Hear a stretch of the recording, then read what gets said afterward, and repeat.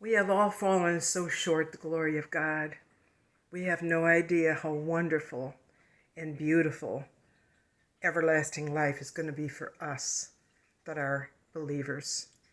It was said of Peter, and it was written of Peter, that at the time of his crucifixion and his death, that he did not feel worthy to be crucified in the same way that Christ, his beloved Jesus, was crucified. But he asked to be crucified upside down.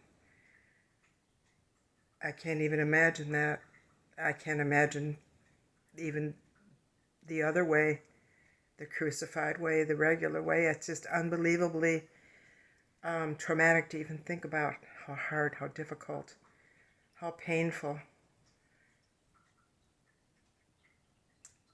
But we have fallen so far away from where we should be, and our belief system has gotten so shallow.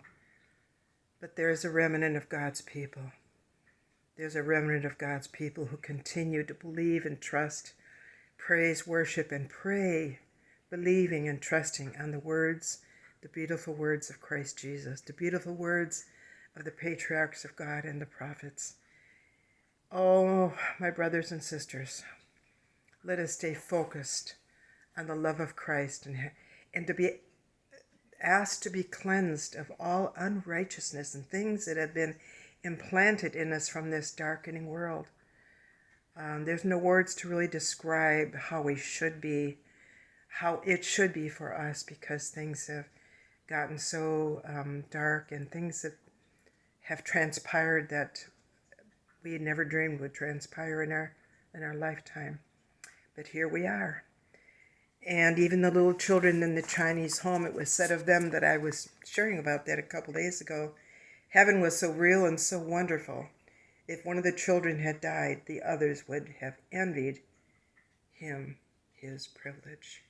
So even these children in this little orphanage that I've been sharing about in China, where they were taken off the streets and placed in a home to learn about Jesus, they had given their lives, his little children gave their lives to Christ in such a way that he showed them visions and dreams and took them up and transported them into places where they could see the glory of God, and they wanted and desired to be with him.